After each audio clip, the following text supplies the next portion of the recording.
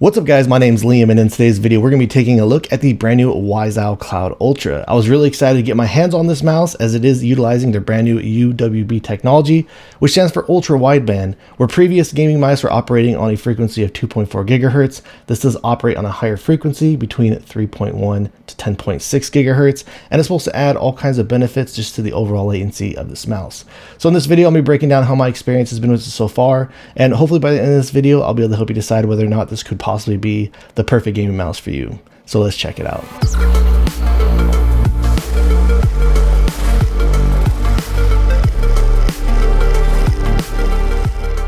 And before we get started today, I did want to let you know this was sent out to me. However, everything you'll be hearing in this video is going to be my own words and my own opinions. Included inside the box, it does come with a USB-C to USB Type-A cable, some documentation, this pretty cool style looking grips. They do feel rubberized and pretty grippy. Also did come with 3 sets of skates, comes with dot skates, corner skates, and larger skates, which I do have installed on the mouse. Here's a look of the wireless receiver that is included. It does go up to an 8,000 hertz polling rate. It does have their logo up here on the front, and this does light up with an LED indicator. You have your USB-C connectivity on the back, and this also did come with like this magnetic fast charging system. So once you do actually get the mouse out of the box here, this is actually plugged into the front of the USB-C, and then you can just simply attach it to the front like that. Again, it is magnetic, so it just kind of sticks in there. It's been working flawlessly for me for charging. On the bottom here, it does have this metallic removable plate. Once you remove the sticker, it is really sticky, so you'd be able to stick it to your desk. And since this is magnetic, looks like you'll be able to pull this off your desk and remove it if you did need to do so. Like I mentioned, you can remove this as you just saw me put it in there. And since this is magnetic, I'm not sure if this was the intention of this, but so you don't have to worry about losing that if you don't want it in the front of your mouse. It does stick to the dongle. All right, so here we got the mouse next to the previous version. There has been some just all around changes aside from the internal tech, and we'll go into that here shortly. I just want to show you that as far as the shape goes, the skate design, everything, it's still the same from the previous one. So you do have your power button down over here. When this is turned on, it also acts as your DPI button, also pairing button here, and then this operates as a mode function as well. And as I've already mentioned in previous reviews, I really like the skate design, large skate design down the top and the bottom, and the skates that do come included with this, they do feel really good. As far as the coating and build quality goes, once I did get this out of the box, I did have some minor creaking up here. However, I did open this mouse up, and when I took it apart and put it back together, the issue has completely gone away. So just probably a one-off issue with the factory as they were putting it together. But aside from that, so far, everything about this has felt pretty solid to me, and it does still have a pretty sticky coating on it. It's been nice and grippy for me anyways. They did change mouse 1 and 2 on this version. The older one had the Huano blue shell pink dots in it. This is now using the Raesha opticals. For those of you that do have experience with the Raesha opticals, not really my favorite switches out there. I would say the implementation on this mouse doesn't feel too bad though.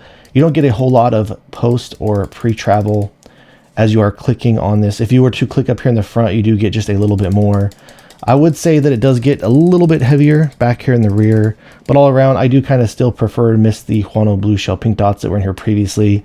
No type of left to right play that I'm getting on here. Comparing them to the previous switches, I do feel like these ones just felt like they rebound a little quicker, or a little bit more snappy, where these ones just feel like they're just have a little bit of a slower rebound to me. But as far as the rest of this goes, the scroll feels similar to before. You do have some pretty nicely defined steps there with a medium scroll. Tensioning, the center click here is actually pretty lightweight and easy to spam. As far as these side buttons go, get just very minimal amounts of pre-travel here from the rear, even just a little bit here in the front. Though I would say that overall these side buttons do feel pretty good. Once you do click it in though, there's a little bit of post-travel there. You can kind of push it a little further into the shell. I'm not noticing any type of teetering left to right, and just kind of the same experience up here on the front side button. It does feel just a little bit tighter on the tolerances. So let's go ahead and drop a really quick sound test.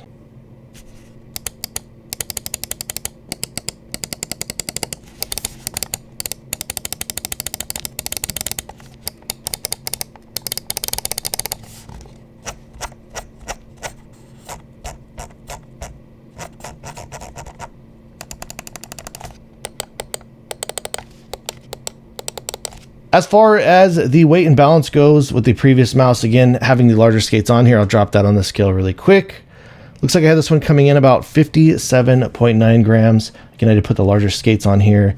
The balancing on this unit has felt pretty solid for me, and dropping it on my scale, looks like it is coming in a little bit heavier. coming right about 62 grams. They're still using this web-based driver that does have a familiar layout to their previous mice. Does allow you to come in here and adjust your DPI, also your pulling rate, and then on this next tab is where you can change the tuning angle of the mouse and even the lift-off distance. There is no area in here to adjust the bounce setting, but since this is using optical switches, you're going to be getting the lowest click to bounce setting the entire time that you're using it. When it comes to the performance of this mouse, everything on it has felt really solid for me, and this new UWB technology is supposed to offer a ton of benefits. Starting out with the wireless receiver, if you are someone who does run multiple high polling rate devices on your system, I did see that in the future it's going to be possible to run them all off of a single dongle. So that could definitely be a benefit, especially if you're somebody with limited USB ports. That could also eliminate the issue of having to worry about running your high polling rate peripherals on their own USB host controller. And this technology can also help eliminate issues that people are having with frequency interference when running multiple wireless devices. It has also been proven to give you a faster and more responsive input. This does result in a more consistent polling rate and can also reduce click latency and motion delay. I was comparing the click latency numbers from their previous tech to this newer one, and it has seemed to have gone down just a little bit more. As I was going back and forth and A and B testing both of these mice to one another, I do feel like the performance on this one did feel just slightly a little bit more smoother. However, the variance and the difference can really vary just depending on the person, what type of game you're playing, whether or not you do have your system set up and tuned properly. So it really is just going to depend on your current circumstances.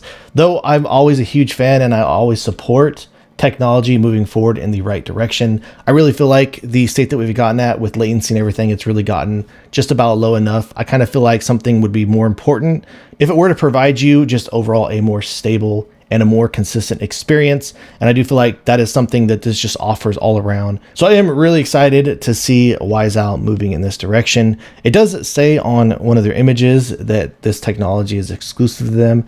I don't really know how true that is, but hopefully going forward in the future, we can start incorporating this type of technology in other types of gaming mice. But when it comes to the breakdown of comparing both of these to one another, this still is going to have the exact same shape like I already mentioned earlier. This is a larger, much more wide shape, something for my hand size that I feel more comfortable using some type of a palm grip with. But if this is a mouse that you have or has worked out for you or something that you're interested in, I kind of feel like this does offer obviously advantages when it comes to the tech. I do kind of miss a little bit of lighter weight and even the Huano blue shell pink dots. I do kind of prefer these switches in this click implementation in this older copy. But I'm really a big fan of what Waizowl has done here. So if you guys do have any additional questions or feel like I left anything out, please let me know in the comments down below. If you have enjoyed watching this video and are interested in seeing more videos like this in the future, please drop this video a like and subscribe to my channel. And thank you guys so much for watching. I look forward to seeing you in the next one.